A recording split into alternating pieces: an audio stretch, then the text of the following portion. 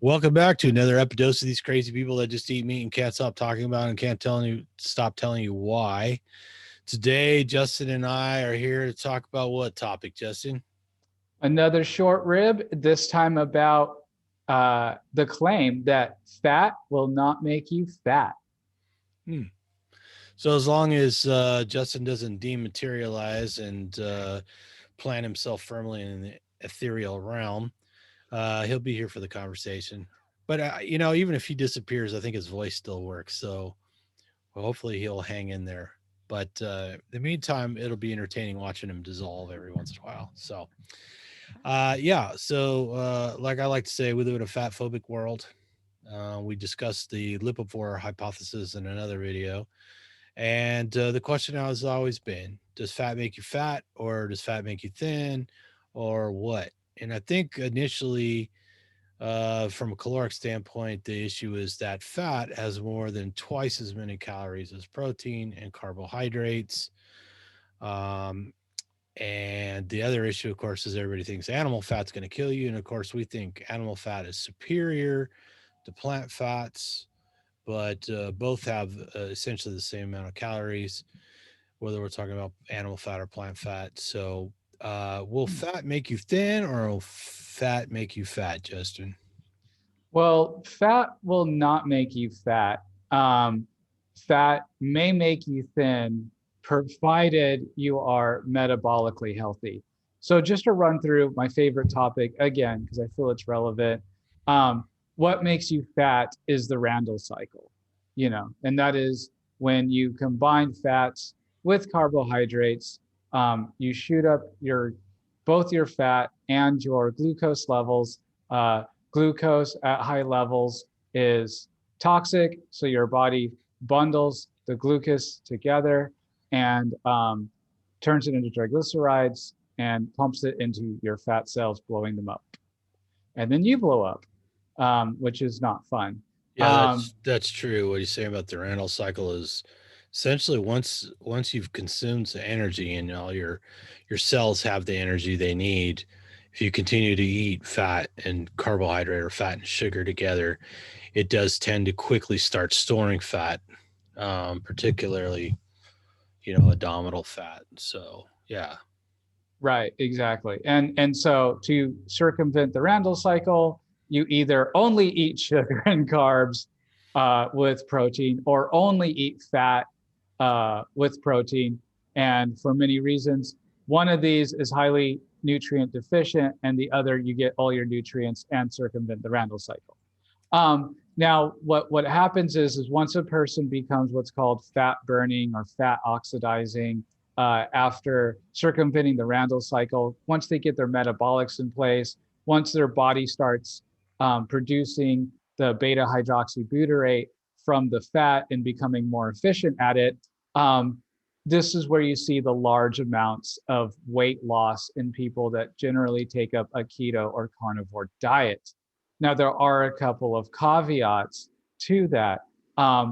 Depending on how big you start out, and how sick you are, um, it's so I'll just put it this way. Generally, all of us coaches, when we first meet somebody, we generally shoot for 50% fat, 50% protein for almost everybody to see how they feel. And then oftentimes, because that people aren't used to eating a lot of fat, so they oftentimes have a lot of digestive issues, not so much pain, but sometimes diarrhea, gas, bloating, due to trying to digest that much fat. They might have some bile issues as well, from not being used to digesting the fat as well. Um, and so it's good to start them off at 50-50, or even go a little bit less or a little bit more, till they kind of get stabilized, maybe about 3 months of that. Then, if they want to lose more weight, there's two different ways to do it. Some people, they notice that increasing the fat seems to start that fat cycling again, and they come off a plateau and start losing weight again, which is kind of counterproductive to everything we've been told. I don't think the exact mechanisms of why that works is exactly sorted out yet. Maybe Tom knows. But the other approach is to go leaner So maybe more like 40% fat, 30% fat. Now, the thing is, when you're going the more leaner route, usually only do that for a few days, maybe a week, and then you want to shoot that fat back up. And that's a way to also fat cycle in order to, navigate through a plateau. Another option would be to fast, or I've even heard of people doing a straight fat fast where they do just fat, and that gets them to lose weight as well. Yeah. So, I mean, we're really focusing on the topic we tend to avoid, are we? Which is strictly fat loss, or people generalize it as weight loss.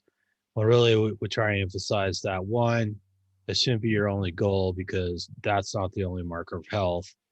And number two, uh, in the beginning, nobody knows exactly what's going to work for you. Most people start in on a diet like carnivore, and they're so satisfied with their eating that they wind up eating less. Their body weight tends to correct. They tend to lose body fat and increase muscle, even if they don't do any exercise. But that doesn't happen for everyone. So I tend to take another approach. Like Justin said, the easy thing to do is start people on a diet of meat that's roughly half fat and half protein, or what your typical ribeye. And a lot of people do really well at that. If you're in a real basic, strict sort of group, like zeroing in on health, they'll just tell you to start eating meat and just let your sort of desire for a certain cut or whatever take over, and eat that cut of meat. And a lot of times that works for people. I take the approach that I look at it from a protein standpoint first. So you want to pick a target of how much protein you eat, and then I like to look at how many calories a person's actually burning. Because if you look it up, an average person burns like 1,500 to 2,000 calories a day or whatever. But somebody like myself is going to burn more than double that on average. So, you know, basing my numbers on that would be a disaster. And I've tried it, and it doesn't work. So if you go on a carnivore diet and you're not meeting your goals, then you got to kind of look into it. And I say start with your certain protein goal, and then add in enough fat to fuel that. And so I tend towards leaner meat, because I have a higher protein demand. Most people don't have to take that approach, though, it seems. So, but if things aren't going your way and your body composition isn't what you want, then that's probably the next strategy. So, I think what happens to a lot of people when they get on carnivore, they start losing weight, they feel better, but then they have a problem, hair loss or whatever. Like Austin's talked about it. That tends to be people under eating, particularly under eating protein. One of And the yeah, women are very easily undereat in this diet. yeah, because you're so satisfied when you start eating that fat, you wind up not eating enough food. So the way to deal with that is start eating more protein and eat the fat later, or eat a little less fat and more protein, because most people tend to be protein deficient. So uh, um, take that approach. And then the other point was you can gain weight on the carnivore diet. You can eat too much fat, particularly if you're drinking it. Drinking a lot of Right. cream or something like that, because when you drink it, it tends to bypass some of the satiety mechanisms in your body, like that. If you were eating, solid fat, you would trigger those satiety signals faster than if you're drinking it. And then, some people just have an enormous capacity for food, and they could put that food in so fast that by the time they're full, they've already eaten too many calories, or they've got this strong compulsion to eat constantly. So if they're constantly shoving it in, and they're gaining weight, or they're not getting to a more ideal body composition where they have more muscle and less fat, which is most people's goal. But some people are just trying to put weight on. I mean, we have met a number of people who are severely underweight, and they just couldn't absorb the nutrition until they went to carnivore. So it could be the other way around. But at the end of the day, it's finding the right balance of protein and fat. And the tricky part is the fat is double the calories, 9 calories per gram. where your protein's only 4. And then when you're looking at a piece of meat and it's, let's say it's solid red muscle meat, you can't really see the little bit of fat in it, but there is some. And then you have to realize a lot of that is just water. So a lot of that's not actual protein that your body can absorb. It's just water. So you have to look up what the content of like a given cut of meat is, and then adjust accordingly. So, and hopefully it's a cut of meat you like, because typically that's the case, and that's the easy thing to do. But it can get a little sciencey, and it could require you to do a little penciling it out to hit some goals. Yeah, definitely. And that's what this is conversation is more geared to, is hitting goals. This is kind of really kind of advanced carnivore in a way. If I was working with somebody who's compulsively eating meat, at some point that will naturally stop, once they reach their own, once they learn their satiety signals, and once they um uh, uh, get more metabolically adjusted, that tends to stop in about the first year. Now, there's even carnivores that when they started, they gained weight as much as 20 pounds. And another thing that people don't understand is that just being overweight, yeah, it's a problem, but the worst problem underlying that is that they're nutrient deficient, right? And so I think what happens for people that have the weight stalls or gain weight when they begin this diet, a ketovore, carnivore diet, is that their body is holding on to everything.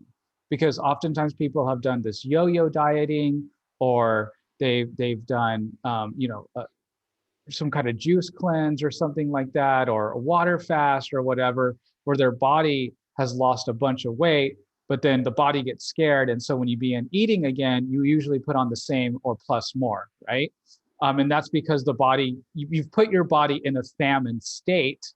And so it's gonna, when you feed it again, it thinks that the next famine is coming. And so it's preparing for that. And so because the body is stuck in that cycle, even on the carnivore diet, it takes a while to break that.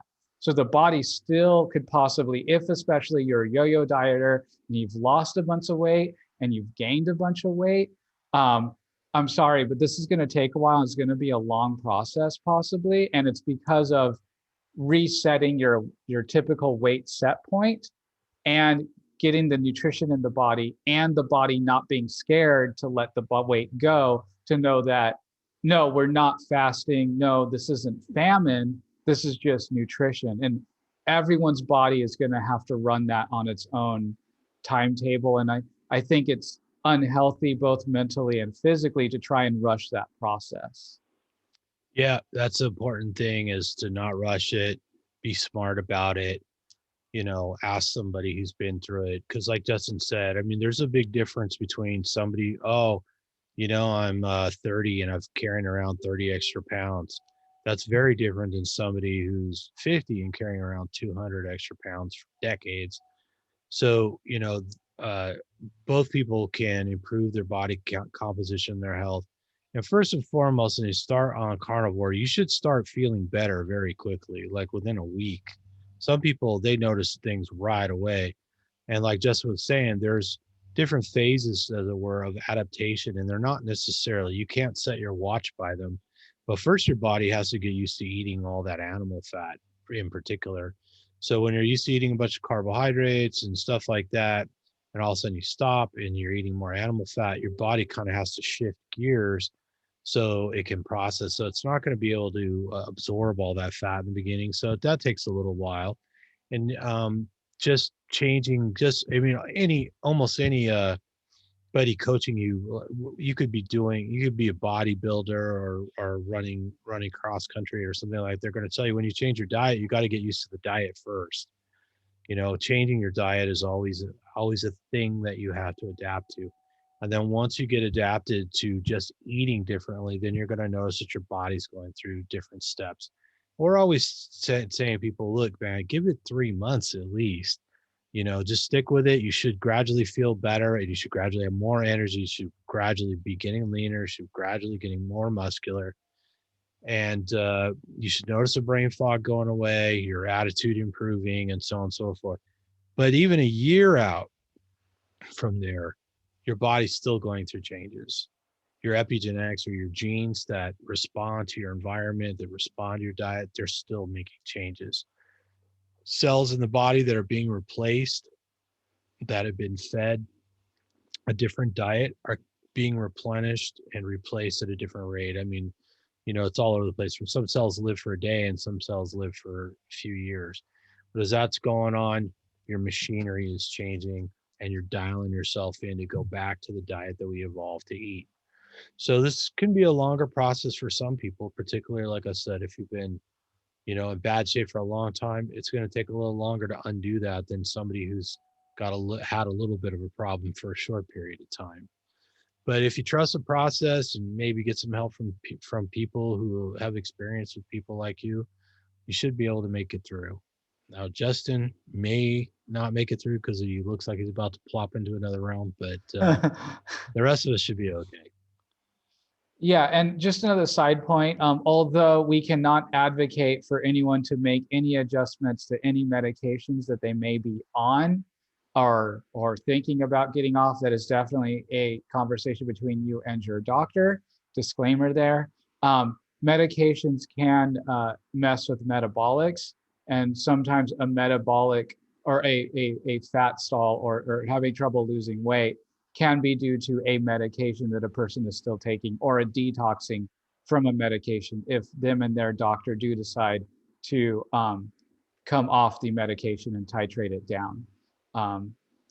One other point is that, the old school carnivores, when they introduce to new people, one of the things they say is to throw away the scale.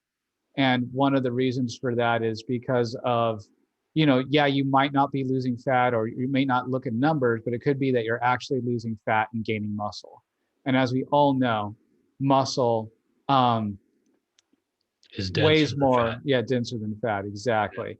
And that can spur on that process because the more muscle you have, the more you're going to burn, right? The more energy your body is going to need just naturally, the more calories you're going to need to burn just because you're now more of a brick house to be sustained throughout the day, even when you're sleeping, etc. Of course, if you're really big and you lose a lot of weight, then you need less energy and you need less muscle and you need less connective tissue. So you can continue sometimes to lose weight, even though at the end of the day, you feel stronger because you don't have to carry around the excess weight. You may have lost muscle and it's fine because you just don't need it anymore. Right. Yeah, good point, Tom. Thank you. Um, and look, there are many different carnivore bodies. Me and Tom are both carnivore, but our makeup, our natural build is completely different, you know. Oh And yeah, well I spent the first 35 years of my life yo-yo dieting. So yeah. And doing quite a bit of weightlifting. So I was quite a bit bigger, bulkier than Justin. I'm a little taller and I've got a giant head. So, I got to carry around my giant head. So I mean, I'm having trouble just staying into this dimension, so yeah, I'm a little right. more lighter. Justin's eating so much meat that he's transmutating into a higher being before everybody. Yes, there you go. I'm gonna beat you vegans. I'm gonna do it. Uh, So just a little personal story. With carnivore, before carnivore, my weight was 154. I went carnivore and then I dropped as low as 132. And now I'm 144. And I look as like leaner or as lean as if you see me in earlier videos when I was closer to 130. So that's all about that body composition. On the scale, it looks like I've gained a bunch of weight, but I believe I've gained muscle. mm, I haven't gained fat, obviously. right. And I eat tons of fat. I put a bunch of butter. I love my tallow. I mean, Tom knows me. I can go to town on some food, some fat. Yes, you can. Yeah, he typically would out eat me when we were hanging out. So he has a much faster metabolism than I do. So for sure. Yep. So we're all different. Um, and so there is a little bit of individual adjustment if the general sort of plan doesn't work for you, if the general sort of trust in the plan isn't getting you the results you want, maybe consult the coach, do your homework, Get your doctor involved, put your team together, and meet those goals. Because this is all about quality of life for me.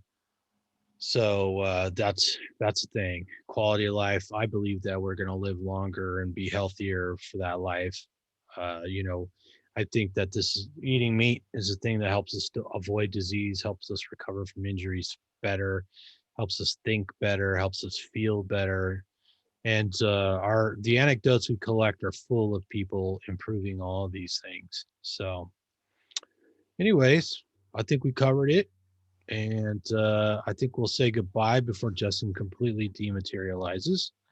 But I want to thank people for watching. We hope we entertained you a little bit. Hope we helped you understand things a little better. And I hope you appreciate these short ribs, these shorter, concise answers about specific topics. And keep a lookout for our longer versions on Meat Mosaic. But until next time, pass on the links to these videos people might enjoy. Leave us a comment, ring the bell, stay subscribed, sign up new subscribers, and eat some meat. And whatever you do, don't fall down the In the carb carb hole. hole.